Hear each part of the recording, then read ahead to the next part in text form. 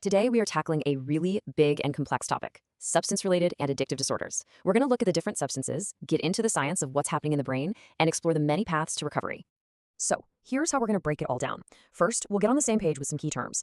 Then, we'll take a deep dive into the major types of substances, look at why these disorders develop in the first place, and finally, we'll talk about what recovery can look like. All right, let's jump right in. Before we can talk about anything else, we have to establish a shared language. These next few terms are super important for understanding everything that follows. Okay, so the core idea here is what's officially called a substance use disorder. And what's really important to get is that it's not about how much of a substance someone uses, it's about a destructive pattern. It's when the use continues even when it's causing serious real-world harm. We're talking losing a job, blowing up relationships, or facing major health problems. Now, you'll hear the word dependence a lot, but it's crucial to split it into two categories. First, you've got physiological dependence. This is all about your body. It physically adapts to the drug. That's where you get tolerance, needing more to get the same buzz, and withdrawal, which is that awful physical reaction when you stop. Then on the other side, there's psychological dependence. This is all in the mind: the intense cravings, the obsessive thoughts, the compulsive behaviors, where finding and using the drug becomes the absolute center of a person's universe. So let's get into our first category of substances: depressants. As the name suggests, these are the drugs that slow everything down. They decrease activity in your central nervous system, making you feel relaxed and less keyed up. Alcohol is, of course, the depressant we all know best, and man, it has its fingers in everything in the brain. It amps up the GABA system, which is basically the brain's main chill-out signal. That's where the anti-anxiety effect comes from. But it also messes with the glutamate system, which is vital for memory, and that's why blackouts can happen. And it doesn't stop there. It influences serotonin, which affects your mood, and it even makes your brain release its own natural opioids. It's incredibly complex. And because of that complexity, our understanding of what's safe is changing a lot. Take a look at this. Recent Canadian guidelines, based on new research, have made a huge shift. They now say that for a low-risk consumption, you should have between 0 and 2 drinks per week. Think about that. This is a massive change from just a few years ago, when guidelines suggested up to 2 or 3 drinks a day was okay for some people. This really drives home a key point. This isn't just about illegal drugs. Benzodiazepines, think Xanax or Valium, are prescribed by doctors all the time. But as you can see from this person's story, even when you start taking something for a legitimate medical reason, a powerful physical dependence can sneak up on you, trapping you in this awful cycle of needing more just to feel normal. All right, let's flip the script and talk about stimulants. These do the exact opposite of depressants.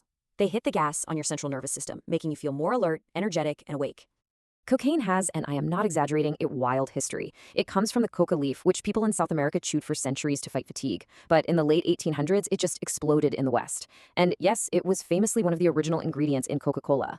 By 1885, a major pharmaceutical company was selling it in more than 15 different ways, everything from cigarettes to injections. It was everywhere. And because it was so common, some really dangerous ideas took hold. Get this, as recently as 1980, a major, honest-to-goodness psychiatry textbook said that using cocaine a few times a week wasn't a big deal. That idea really shaped how people saw the drug for a long, long time. Of course, we now know that is absolutely not the case. The reality is that cocaine is incredibly addictive. Here's how it works. It basically jams up the brain's cleanup crew for a neurotransmitter called dopamine. This floods your brain's reward circuits with feel-good signals, creating this intense but short-lived high that your brain immediately screams to have again. Now, let's talk about another stimulant: nicotine. What's fascinating here is its connection to depression. It's a real two-way street. We know that if you're depressed, you're at a higher risk of becoming dependent on nicotine. But it also works the other way. If you're dependent on nicotine, you're at a higher risk of developing depression.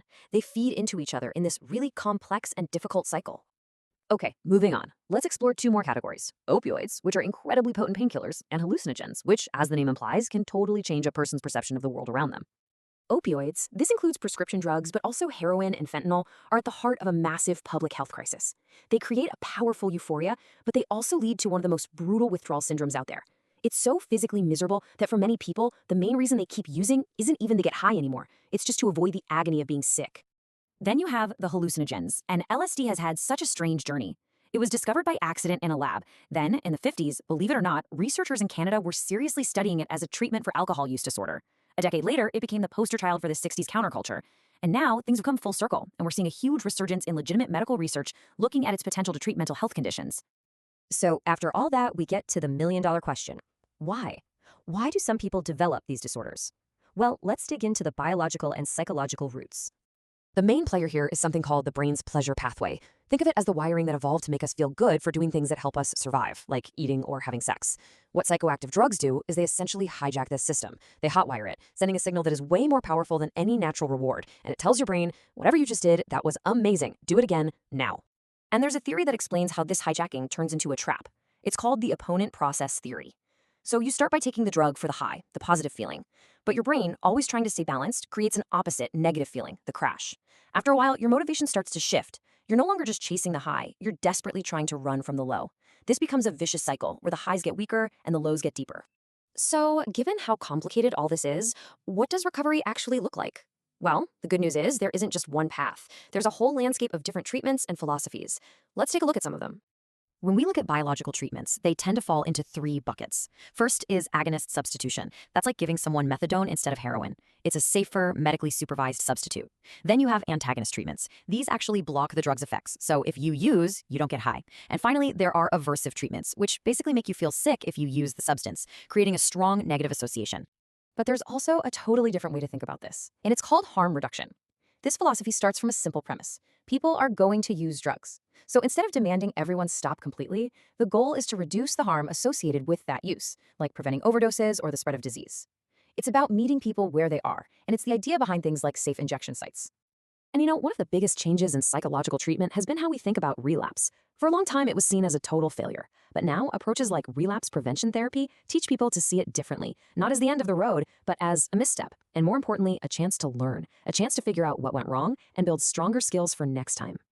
All of this leaves us with a pretty mind-bending final thought. We've gone from thinking some of these drugs were harmless to literally mapping their effects on our neural circuits. As our science gets better and better as we unlock more secrets of the brain, could we one day create something like a vaccine? Something that could prevent addiction before it ever even has a chance to start? It's a wild idea, but who knows what the future holds.